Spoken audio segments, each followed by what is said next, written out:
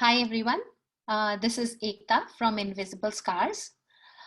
Today we have a very special guest with us. Her name is Kritika.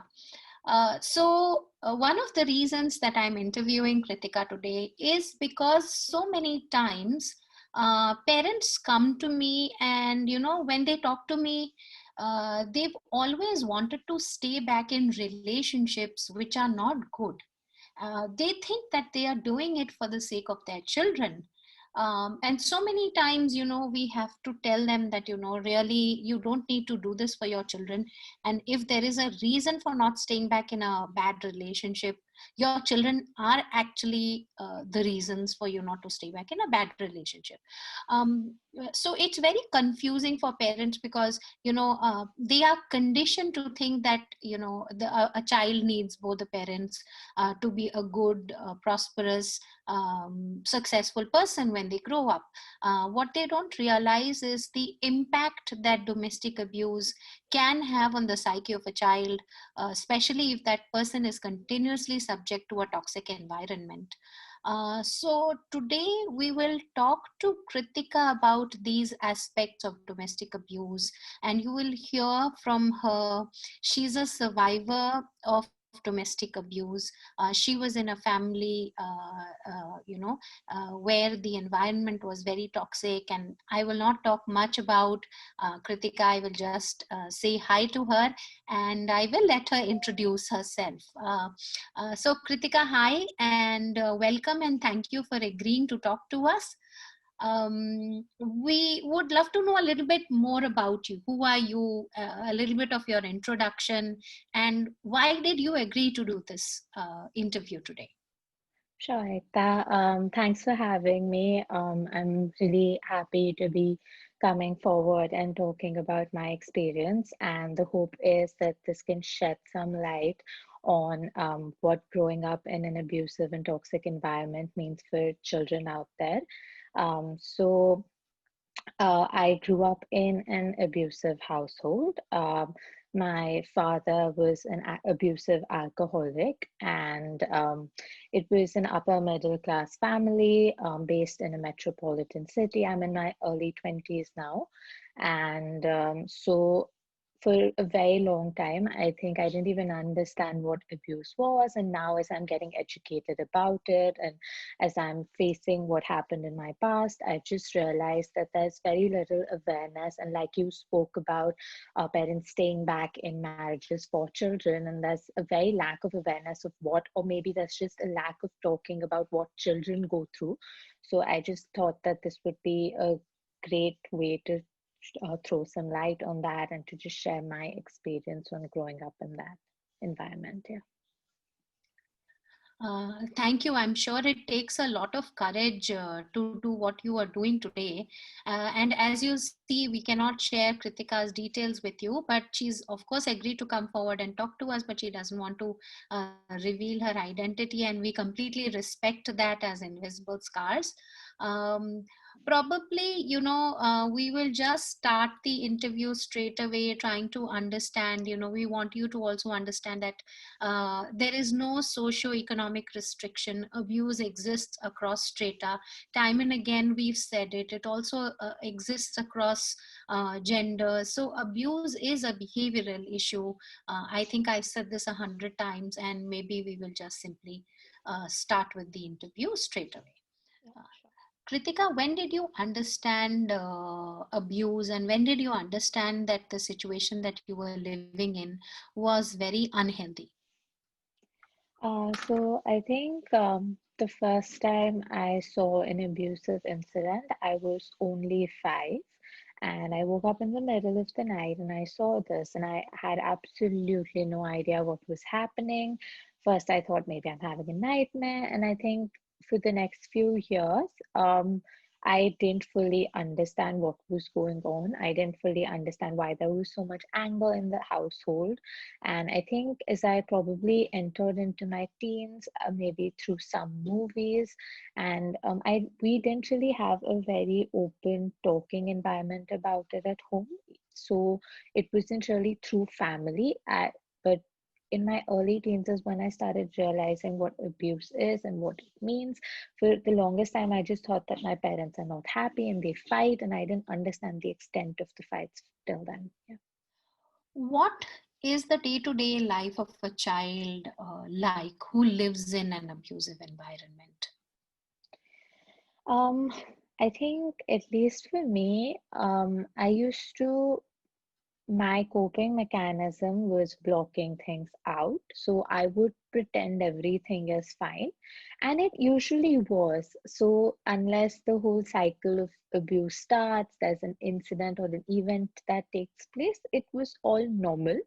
And usually I would just pretend everything is fine. I didn't really talk to my friends at school about it or anyone about it. We just pretended to go on about our normal lives. And then, but at the that's just on the surface of it. I think on the inside, there would be a lot of anxiety. I would just be waiting that what will go wrong? When is the next time I'm going to see this happen? Am I in danger? Is my mother in danger? So there was a lot of like fear and anxiety within me building up. But on the surface, I would just pretend everything is fine and we're like a normal, happy family. So at some point, did your friends ever, understand what was going on? How was it for you when you went out of the house in school? When you see all your friends doing these different things and talking about their siblings and their parents, and these are normal conversations. And so, how did it make you feel?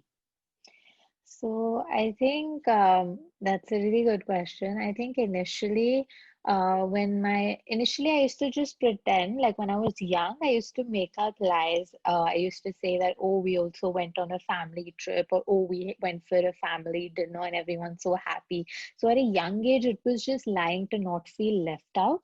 But as I grew up, I think there was some kind of feeling of abnormality when I saw my friends going on these family vacations, or when I went over and their parents would behave completely fine with each other. Their moms weren't walking on eggshells, their fathers weren't getting mad because of no reason. So, seeing all this, I just started feeling like there's something wrong, there's something abnormal with my family, and I used to wish, why can't I have a family like this? Or why did this happen to me? So, I think those questions when it started, that's when I started understanding that this is not normal. Fights don't end up like this. This is not how it's supposed to be. That, but Kritika, can you tell us what the incident of what an abusive incident would look like? And I'm sorry, I'm going off script. I know that, but you know, so what would an abusive incident look like when it happened? Sure. So, yeah, I think that, like I mentioned, my dad was an alcoholic, so he would drink every night, drink very heavily, and that's when me and my mom would probably like not want to interact with him, not want to say or do anything to like set him off. But if something set him off, and it could be something as small as the roti is not round enough, to something as big as the food was 1 hour late, in his eyes big, that's what I mean. So it could be anything. And it would just, of course, there was a lot of verbal abuse, physical abuse. I never bore the direct brunt of the physical or verbal abuse, but I was always there. And at a very young age, I started coming in the middle because, of course, I didn't want my father to hurt my mom. So I would just stand in the middle. I would try to push him back. I would shout. I would scream. I would beg him to not, hurt her, because I was really scared that, he would do something to her. And, so there was both physical and verbal violence, and it could last for 30 minutes. It could last for hours. So it would just, yeah. And you already described partly how this made you feel, but what about the after effect? After an incident happens at home, how did you end up feeling about the whole thing? What went through your mind? Sure. So I think the first thing that would be there is guilt. A lot of times I would think that there was something wrong that I did. And maybe if I could have kept him in a better mood, if I could have stopped him, if I could have done something, then it wouldn't have gotten so out of hand.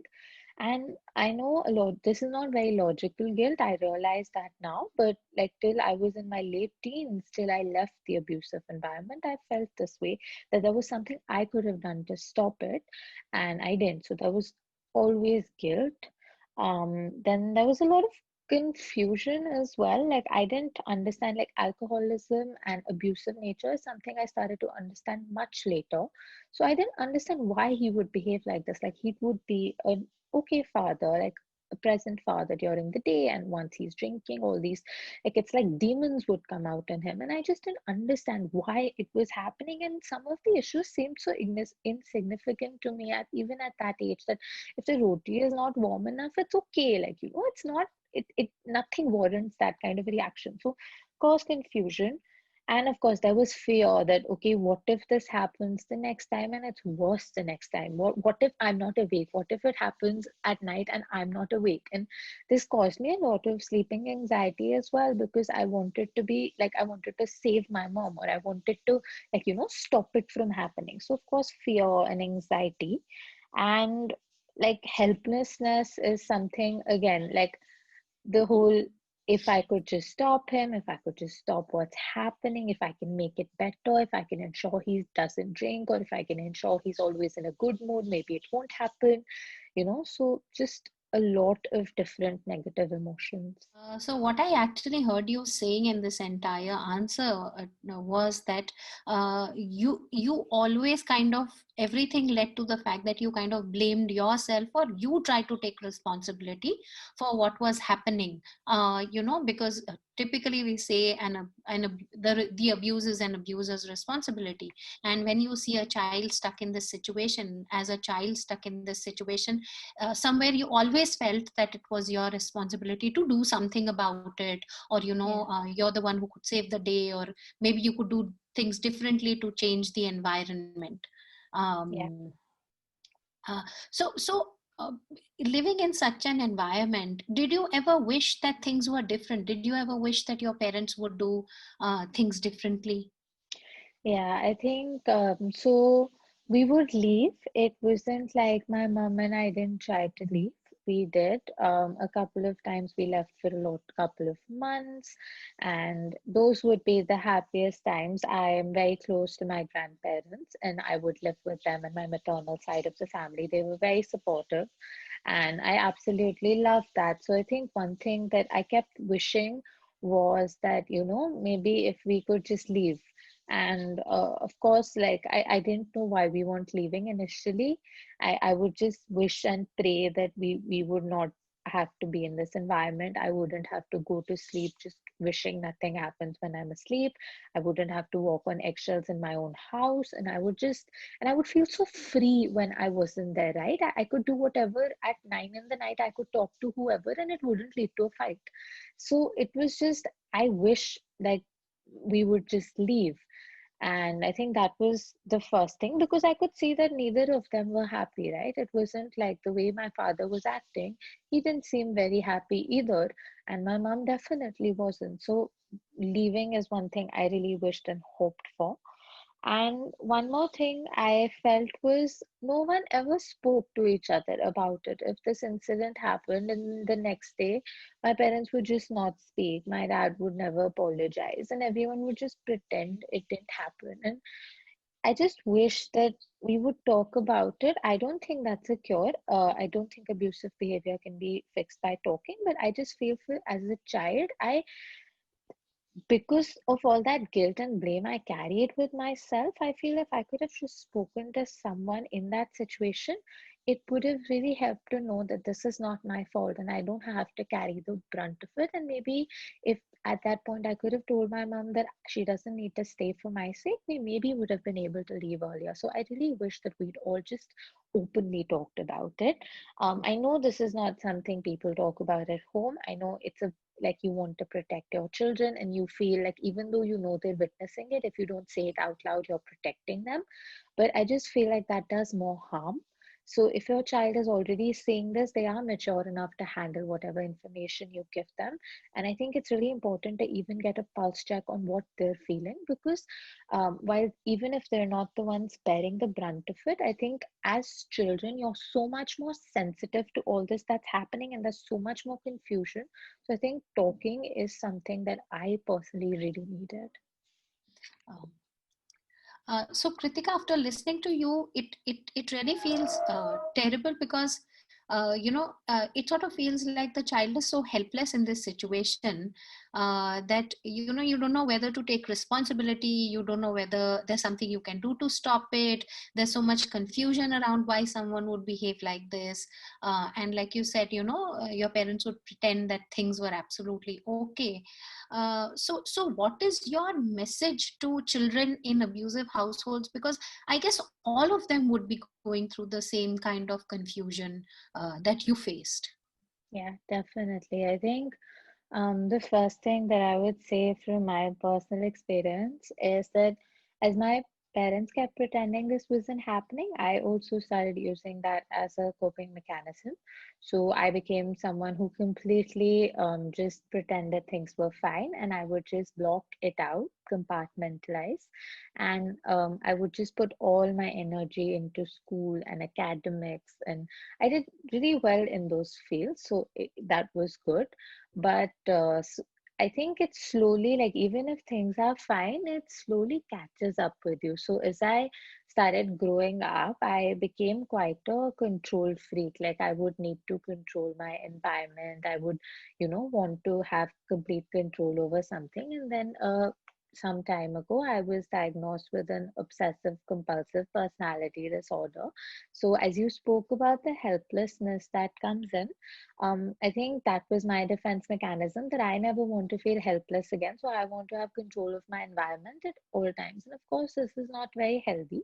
And I was privileged enough to get help. I went into therapy, and which is why I'm now able to talk about these things. It's been a struggle, to be very honest. It's been a lot of work. And initially, I always, even around mental health, there's always a stigma कि if you're not depressed या ऐसे mood off है, कोई बात नहीं, बचपन में हुआ था, याद भी नहीं होगा. तो these are the things that I heard some relatives say, or I would just think to myself also that only mad people go, at a younger age. So I never seeked help. Then as I started growing up, I started thinking that no, I've blocked it out completely, and now if I start talking about it, it'll be very difficult to deal with it. So then came this fear that if I have to talk to another person about it, I'll completely shatter. And then slowly, when I started observing these traits in myself, this need for control, and it started playing a role in my other relationships, I realized that these things, they catch up with you. Like, you can have a perfect coping mechanism, your life can be going fine. It maybe is not affecting your day to day life, but it doesn't leave your subconscious. I had nightmares about it constantly, even after we left that house. It's been 10 years now, but the nightmares didn't stop. And that's when I realized that this is going to catch up with me, and it's going to be really bad. And there's no shame in taking some help, because I need to talk to someone. I've carried this burden for so many years. I just need to try it, no matter how hard it is, because if I don't, it's just going to get harder. So I think seeking help, if you can, is something I would say. It can be tough. You may want to pretend you don't need it. You may want to run from it, or you just want to forget that whole incident ever happened to you. You don't want to feel helpless and talk about it again. But I just think that talking about it is so important, because it catches up with you. You can be 20, you can be 40. At some point, in some way, it's going to catch up with you, and it's just going to be there. And you don't need to feel that way. Like, the abuse was not your fault.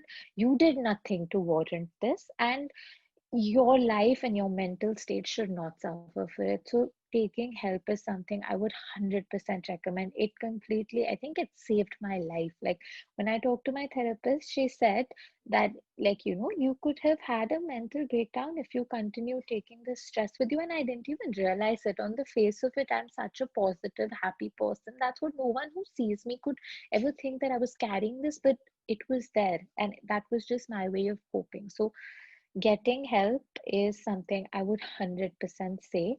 Whether it's one session, whether it's three sessions, just try it. Because you need to talk about it and you need to get it out of you. It's not normal what someone like what people like us went through. Growing up in that environment is not normal, and you shouldn't have to just live like that. So one of the things that may be a little difficult to answer is, were you ever angry at your parents, your father, of course, and your mother for not leaving, or your father for being who he was? And, how is your relationship with them today? Sure.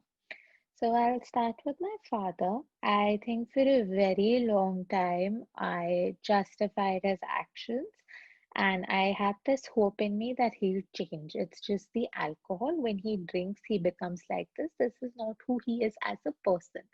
But the more I read about abuse, once I started getting help, once I started understanding, I realized that it's not alcohol that can drive this behavior, it's the behavior itself. And he was not a very great parent.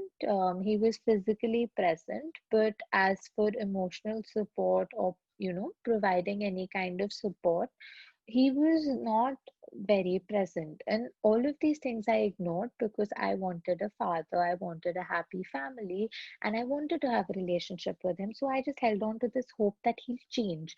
And the more I held on to this hope and he didn't change, the more upset I started getting. And then once I started taking help, I realized, and then there was an incident with his own parents. His own parents were really sick. They were living with him. And then the maid came to me in the middle of the night and she told me that he hurt them. And that's when I realized this is not alcohol. This is not because he and my mom did get along. This is abusive behavior. And I tried to get him all the help I could. I tried to talk to him because, of course, I'm older. I understand these things. I tried to get him to therapy, and I realized if he doesn't acknowledge that's a problem, there's nothing I can do to help him, whether it's the alcohol or the abuse. So once I realized that this person, someone doesn't even want the help, there was just a lot of anger that built up.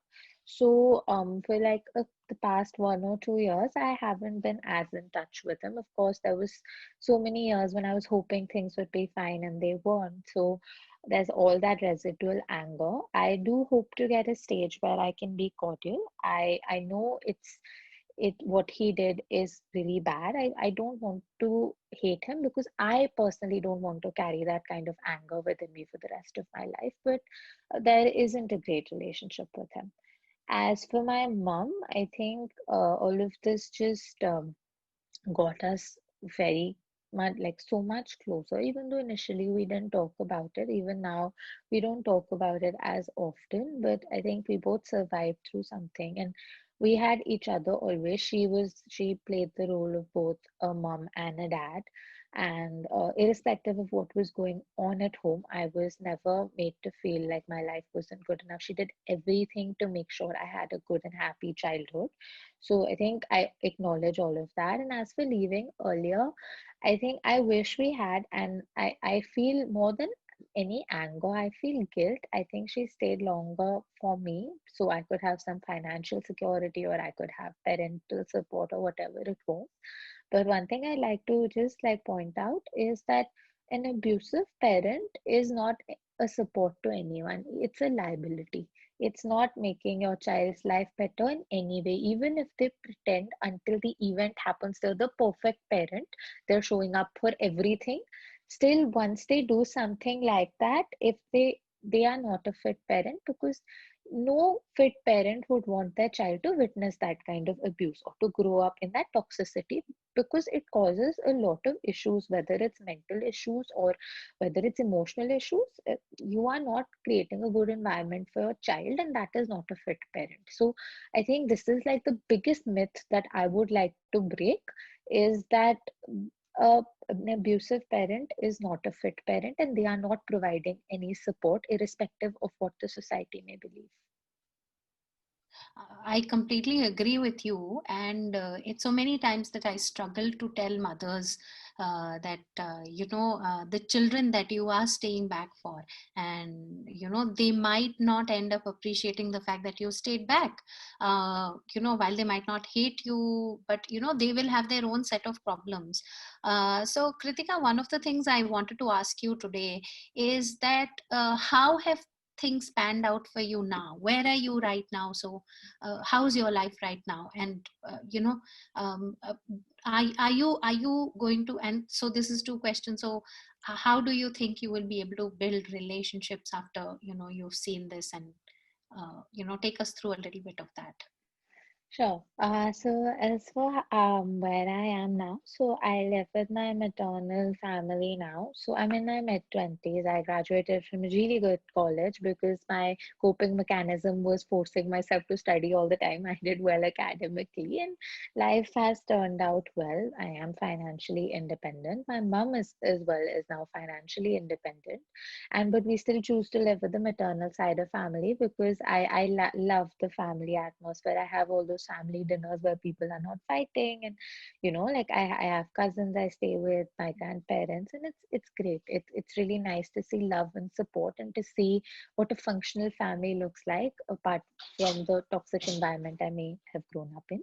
And I, like I mentioned, I had the privilege of getting help and recognizing that I need the help to actually, really even mentally put me at ease, which is why I can actually come out and talk about it. I think for many years, even I wouldn't tell my friends about it. I wouldn't, if I had relationships, I would not divulge this information because I just, I wasn't in a position to be sharing. But I think that with the help, both mentally and from like a family perspective, things are so much better now.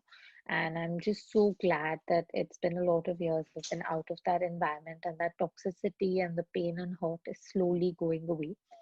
And as for the future, I think that with the help I've gotten, if there is like, I really look forward to having or building a family and building relationships which aren't toxic, which are full of love, and like grow, like just simply understanding what this does to the people around you, not just the person who's going through it. Of course, they're getting the worst of it, not taking it away, but I think that just seeing what this does to people around you as well, I'm just so much more aware of my behavior, of my actions.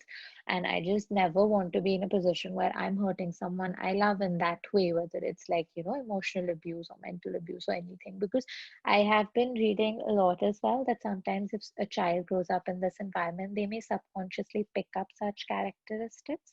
So I think there's just a lot more self-awareness, and there's just a lot more drive to build those happy and loving relationships, and just, have a new start. Thank you so much, Kritika, for sharing this. It was such a valuable lesson. I think another thing which you said right at the end that kind of stuck to me is that everyone should try and get help. When it is necessary.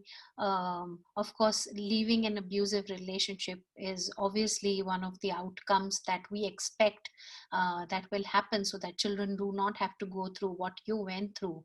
But it looks like that in the overall scheme of things, you are in a good place, better, of course, definitely. I will not say good place, but I'll say better than you were before, and you're giving a lot of effort to trying and rebuild your life. But one of the things you highlighted is that you love staying at your maternal home, and you've always got a lot of support.